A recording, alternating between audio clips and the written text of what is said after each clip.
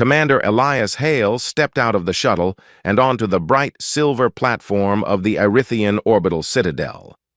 The air smelled clean, almost too clean, and everything in sight looked like it had been polished only a few seconds ago. The Erythians valued cleanliness, order, and absolute control over their environment. They valued those things so much that they removed emotions from their own biology generations ago.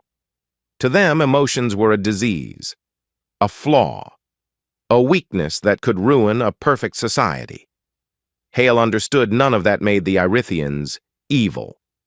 But he also understood that walking among a species with zero emotional expression felt strange.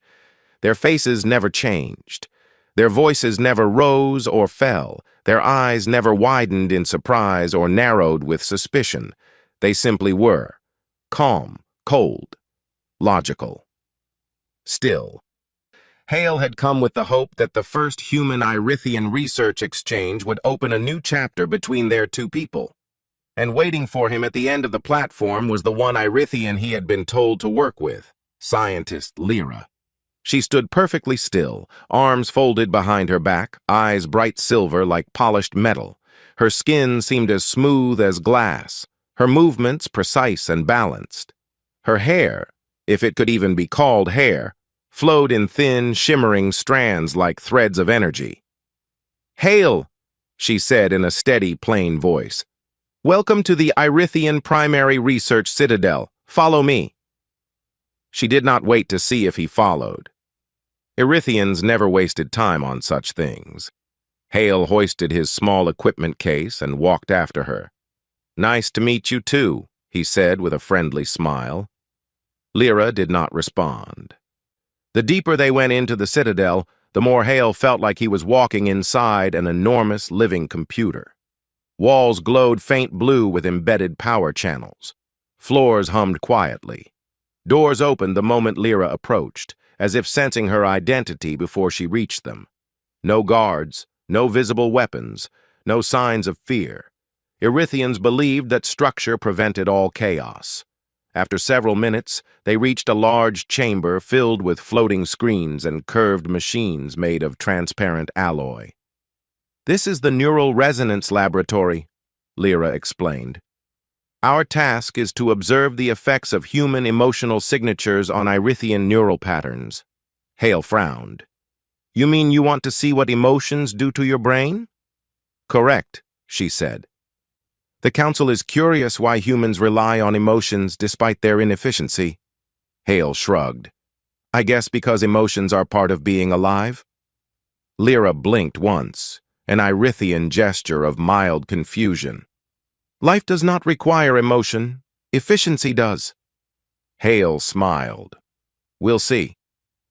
He placed his case on a table and began unpacking small human-made resonance sensors, simple, non-invasive devices that could measure certain brainwave reactions. As he worked, he noticed Lyra watching him carefully. Not suspiciously, Erythians didn't feel suspicion, but with clinical interest. "You handle your tools with unnecessary smoothness," she said. Hale paused. "Unnecessary?" "Yes. Your fingers move slower when you do not need precision. That is an emotional habit, perhaps comfort-seeking." Hale laughed.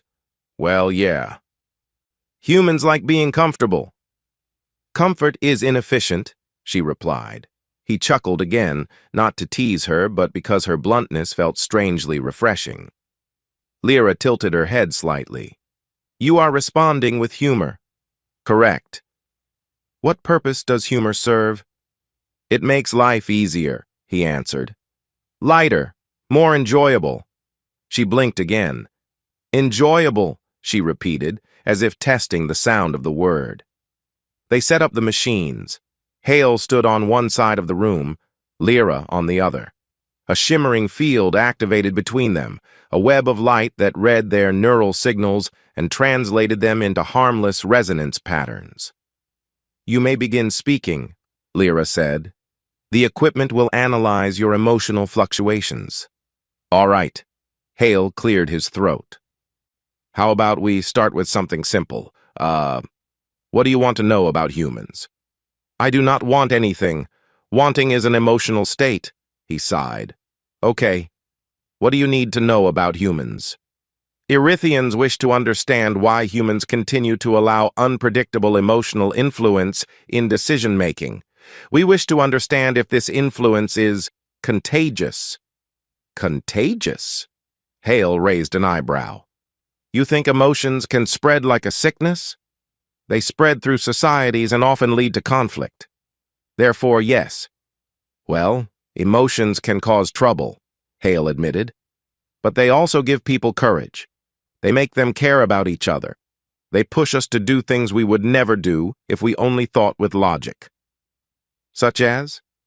Exploring new worlds, avoiding wars instead of starting them, helping strangers.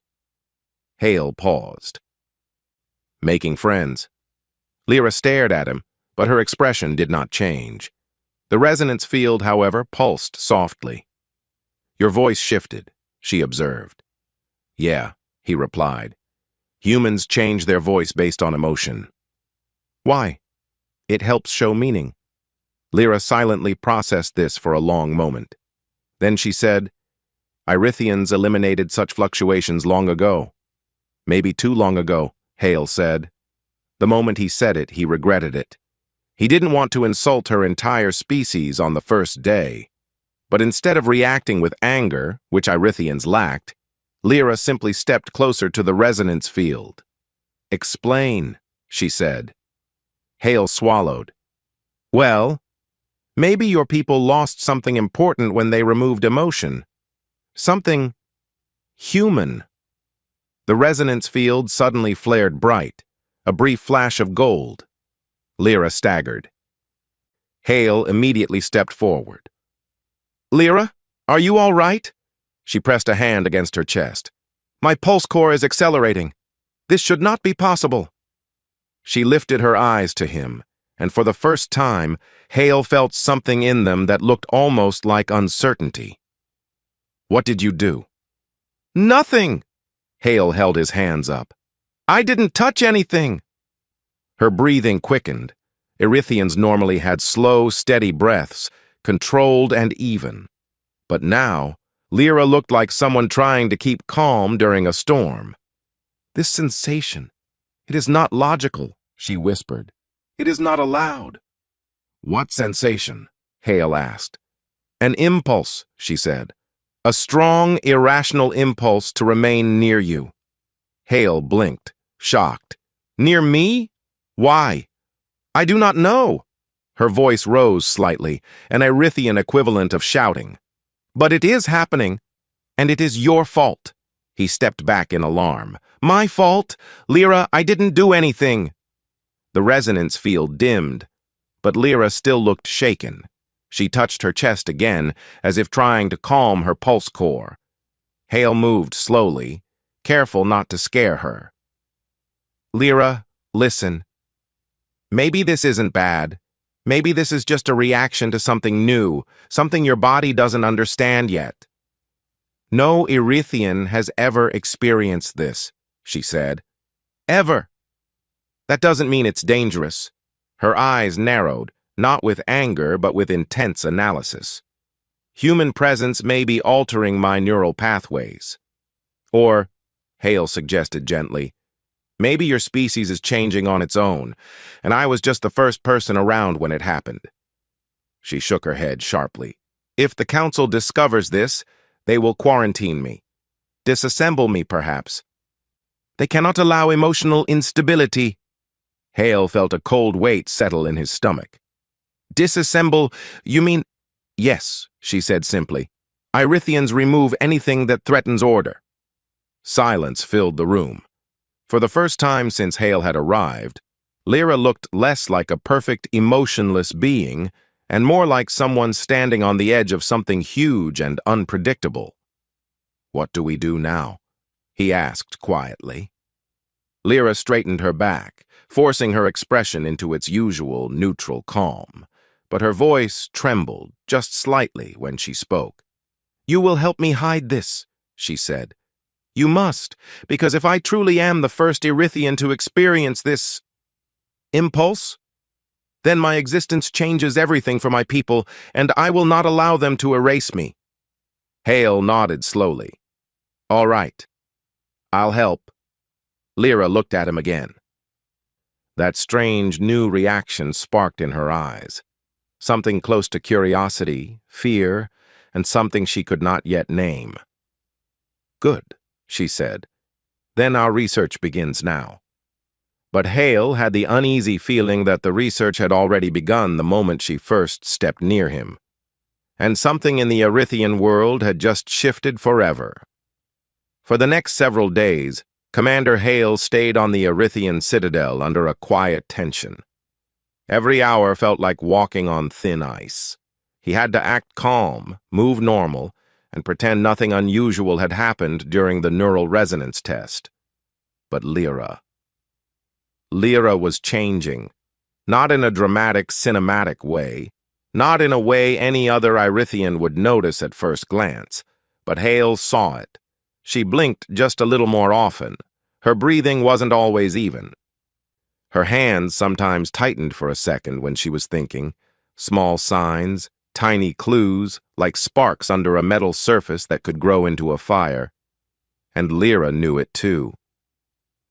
On the morning of the 4th day, she entered the lab with a stiff posture, her face carefully blank. We have a problem, she said. Hale put down the scanner he was fixing. What kind of problem? Counselor Varen has requested a complete review of our neural resonance data. He believes humans may have hidden emotional effects that could contaminate Erythian minds. Hale winced. Does he suspect you? No, she said. Not yet. But the Council does not make random requests. Something has made them suspicious. He stepped closer. Do you think they sensed your new reaction? Lyra shook her head slowly. Erythian monitoring systems watch for emotional spikes, but I have been careful. My reaction only grows when you are close, and I avoid being near you outside the lab. Hale raised an eyebrow. You say that like you're talking about a dangerous chemical. It is dangerous, she replied. You do not understand what would happen if the Council learns an Erythian has developed emotion. They would remove the trait before it spreads. But it's not a disease, Hale insisted. For them, it does not matter what it is, Lyra said. Only that it threatens order. Later that day, Lyra sent him a private message, something no Erythian ever did unless absolutely necessary. Come to Sector 7, quietly. Hale's heart jumped. Lyra never sounded urgent, never quick, never anything. He followed her instructions and walked through the silent metallic corridors until he reached a small analysis chamber, hidden away from main pathways. Lyra stood waiting for him, a faint glow behind her from the room's screens. We must run our own test, she said. Hale frowned. Another resonance test? No, she replied. This time we test me. He felt a knot tighten in his stomach. Lyra, is that safe? Nothing about my situation is safe, she said, her voice flat, but her eyes intense. I need to know if my reaction is stable or if it is evolving. He nodded, stepping up beside her. All right. What do you need me to do? Stand there, she pointed to a marked circle, and speak. About what? Anything. So he talked.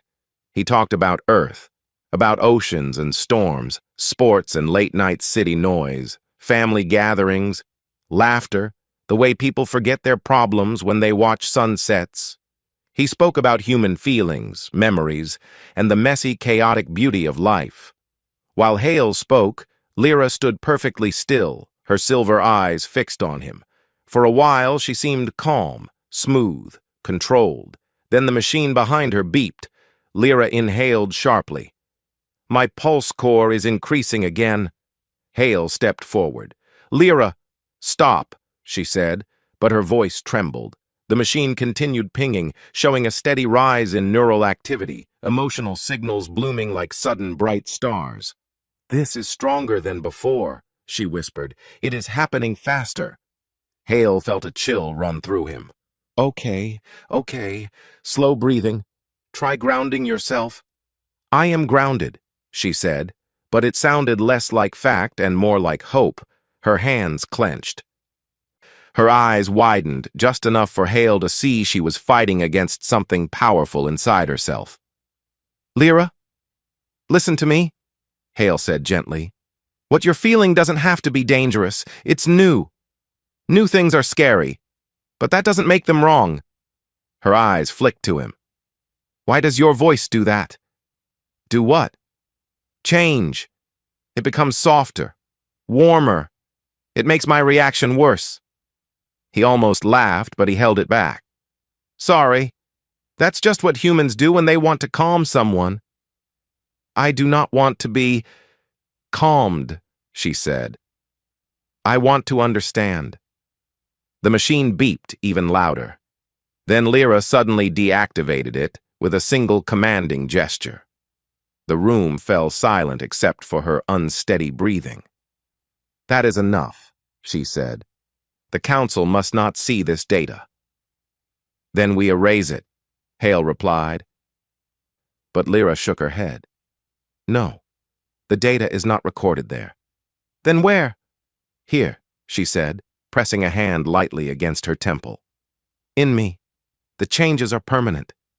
Hale felt overwhelmed. Lyra, you're evolving. She looked at him, and this time she did not hide the emotion in her voice. Fear. Evolving into what? They spent the next few days pretending everything was normal, but the tension across the Citadel grew thick. Counselor Varen began appearing in sectors he never visited. Monitoring drones scanned every hallway. Erythian scientists whispered, quietly, carefully, about the humans. One night, as Hale tried to sleep in his assigned room, an alarm blared softly. A pale blue light pulsed across the walls. He jumped to his feet. A message flashed on his console. Commander Hale, Council summons you. Report to core chamber immediately. His stomach dropped. By the time he reached the core chamber, dozens of Irithians were already gathered. Lyra stood among them, her posture painfully rigid. Counselor Varen watched Hale with cold, analytical eyes. Commander Hale, Varen said, you stand accused of introducing uncontrolled neural disruption into Irithian research environments. What? Hale stepped back. I didn't. Your presence has caused instability, Varen continued. We have detected irregular emotional activity within the Citadel. This is unacceptable. Hale's heart pounded. Irithians don't even have emotions. That is the expected function, Varen said. Yet destabilizing signals have been traced to this area. They intensified during your time here. You must explain this. Hale looked toward Lyra, silently asking for help. But Lyra's eyes were fixed on the ground. Her hands were behind her back, but he recognized the faint tremor in one of them. She was afraid. Hale stepped forward. Counselor, if something unusual is happening, it isn't caused by me. Humans don't have the power to... Silence, Varen said. Two guards stepped closer. Hale's pulse raced. He wasn't under attack yet, but the wrong words could turn this into an international disaster. And then, unexpectedly, Lyra spoke. Counselor Varen. Her voice was calm, but there was something sharp beneath it. You assume the emotional signals come from humans simply because they display emotions openly. That is flawed logic. A ripple of surprise moved through the chamber. Irithians rarely challenged counselors. Varen turned to her slowly. Explain. Humans cannot infect Irithians with emotions, Lyra said. Our biology prevents such influence. Therefore, the emotional signal must have another source. A dangerous silence filled the chamber. Varen stepped closer. Perhaps. But what source, Lyra? Lyra hesitated. For a moment, Hale thought she would expose herself to save him. But she didn't. Instead, she stepped aside and bowed her head. I suggest the Council expand its search. I will assist. Varen stared at her for a long moment, then nodded. Very well. Commander Hale is dismissed. For now. Guards lowered their arms. Erythians turned away. The crowd dispersed. Hale exhaled in relief. As he walked out of the chamber, Lyra appeared beside him from a side corridor. Her expression remained neutral, but her voice shook. They are getting too close, she said. You protected me, Hale whispered. I protected both of us, she corrected. If they discover the truth, it will not just be you in danger. I will be erased, and every Irithian who suspects the truth will support it. So what do we do now? Hale asked. Lyra looked down the corridor, then back at him. We do something Irithians never do, she said softly. What's that? We form a secret plan. Hale almost smiled. Now you're starting to sound human. Lyra didn't smile. Yet there was something new in her eyes. Something like determination mixed with fear and curiosity. The Council believes emotions make a person unstable, she said. I will prove them wrong. How? Hale asked. By learning to control this reaction, she replied. By mastering it, by understanding what it means. He nodded. Together. Yes, she said. Together. For the first time, an Irithian and a human were no longer just researchers. They were allies against an entire society's beliefs. And the emotion war had only just begun. The Irithian citadel felt different now, like a giant machine beginning to shake from deep inside. Hidden alarms, silent investigations, and strict new monitoring rules spread through every sector. The Council searched for the source of the unexplained emotional signals. They didn't know the truth yet, but they felt the danger closing in. And Lyra felt it too. The unusual reaction inside her had not faded.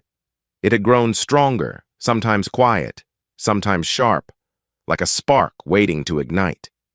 She had learned to hide it well, controlling her breathing and movements, but Hale could see the tension behind her silver eyes. Every step she took now carried risk. Every breath she took felt like a rebellion.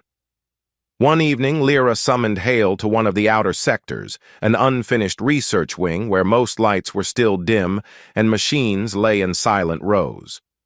He entered carefully. Lyra? Why here? This place has no surveillance yet, she said, stepping from the shadows. We can speak freely. Her face was calm, but her voice carried urgency. Hale approached her slowly. What's wrong? Lyra didn't answer right away. Instead, she activated a small projector. A map of the citadel appeared, glowing blue. The Council has traced most emotional signals to this region, she said, pointing to the lab where Hale had first arrived. They are narrowing the search. If they look deeper, they will find me. Hale's stomach tightened. Then we have to leave. Both of us. No, Lyra said firmly. Running would confirm suspicion. They would assume I am corrupted, and they would blame humans again. Then what option do we have? Lyra turned toward him, her eyes bright and steady. We show them the truth. Hale frowned. The truth, Lyra? The truth gets you erased. Not if the entire citadel sees it, she said. Not if I speak before they silence me. He shook his head. You're risking everything. So are you, she replied. Yet you agree with me anyway. He opened his mouth to argue, but the look in her eyes stopped him. For the first time, her expression carried something he could recognize, a mixture of resolve, fear, and hope. She was no longer hiding her emotional change. Hale took a deep breath. All right, what's the plan? Lyra turned back to the map, her tone sharp and clear. We use the central broadcast system. If I reveal myself to the Council in private, they erase me. But if every Irithian on the Citadel sees what I have become, they cannot remove the truth. You want to show them emotion openly, Hale realized. Yes, she said. I will show them that emotion is not chaos, it is not destruction, it is clarity and strength, and I am still Irithian. Hale nodded slowly. Okay, but how do we reach the broadcast? Lyra pressed a button, showing a path through the Citadel. We move through the maintenance network. The Council avoids it because it is inefficient for travel. You will help me reach the central console. And after that? Hale asked. After that, she said quietly, the Irithians will see the first emotional Irithian in thousands of cycles. They moved through dim corridors and narrow tunnels, staying out of sight. Hale followed Lyra closely as she guided him through the quiet parts of the Citadel. But every few turns, Lyra paused with a hand on the wall, breathing slowly. The reaction was hitting her again. Hale touched her shoulder gently. Are you okay? Lyra nodded but didn't speak. She pressed her hand against her chest as if calming her pulse core. Do you want to stop? Hale asked. No, she said quickly, too quickly. Stopping will make it worse. Movement helps me control it. He didn't fully understand, but he trusted her. After several minutes, she regained control and continued forward. They finally reached the central access shaft, an enormous chamber with glowing platforms rising and lowering in perfect silence.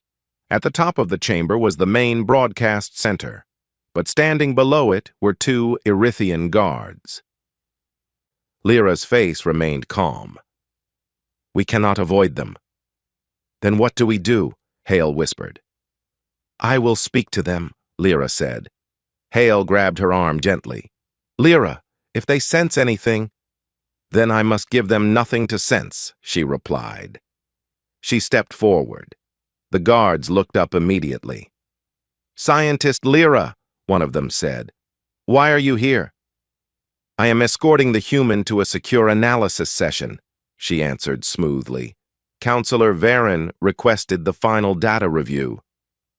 Unscheduled, the guard remarked. His order, Lyra said. You may confirm it if you wish. The guards exchanged a glance. One lifted a hand and activated a small panel. Lyra whispered to Hale, Stay calm. After a tense moment, the guard lowered his hand. Order confirmed. Proceed. Hale blinked at her. Lyra had hacked the communications network in advance. She had expected this. She was thinking ahead. She was adapting. She was becoming something new. They rode a silent platform up to the broadcast deck. The doors slid open into a wide circular room filled with shimmering screens. Every part of Irithian communication passed through here. Lyra stepped toward the central console. Once I activate the override, every Irithian will see and hear everything happening in this room. There is no turning back. Hale nodded. Then let's do it. She placed her hand on the console, and glowing threads crawled up her arm as the system recognized her identity. Lyra, Hale said quietly, you don't have to do this alone. She looked at him, not with cold Irithian eyes, but with something warm, alive. I am not alone, she said. She pressed the final command. A deep hum filled the air. Hundreds of screens lit up. In that moment, the broadcast reached every Irithian on the Citadel, and Lyra stepped into the center of the room.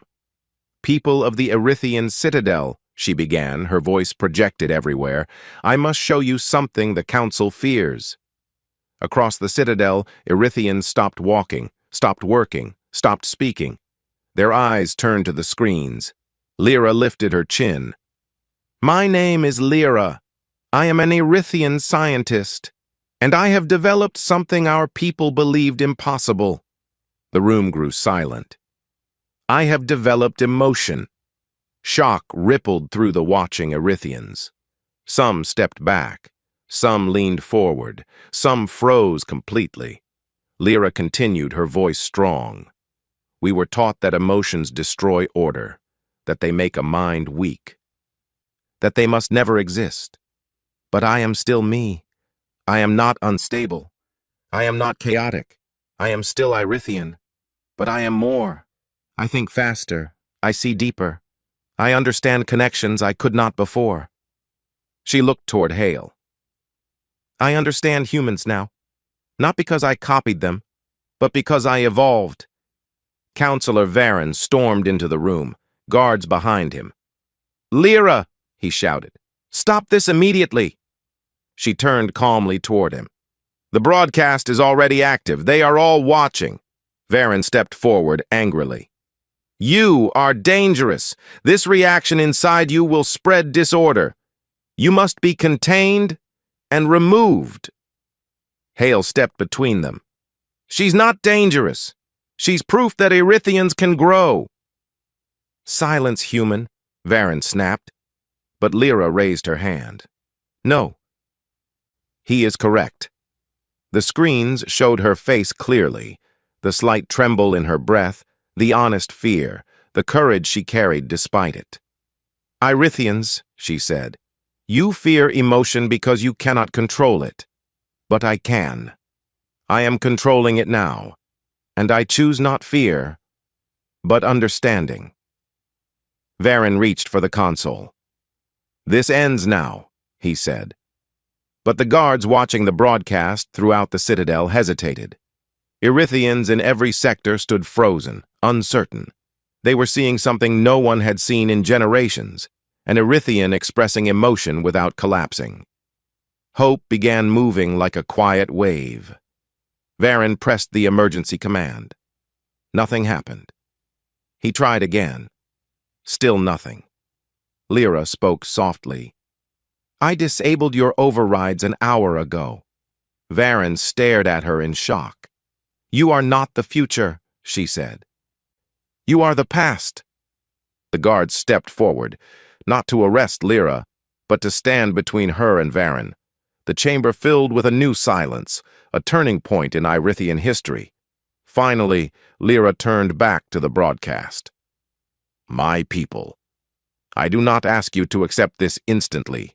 I ask only that you see me, that you listen, that you understand we are more than machines, more than logic. We are living beings, and we can change. She ended the broadcast. The screens faded slowly. Hale exhaled. Lyra, you did it. Lyra looked at him with calm eyes, but this time there was unmistakable warmth inside them. No, she said quietly. We did it. Outside, the Citadel filled with a strange, quiet energy. Erythians whispered to each other.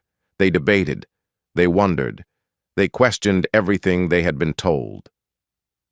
Lyra was the first of a new age, a bridge between logic and emotion, a symbol of evolution.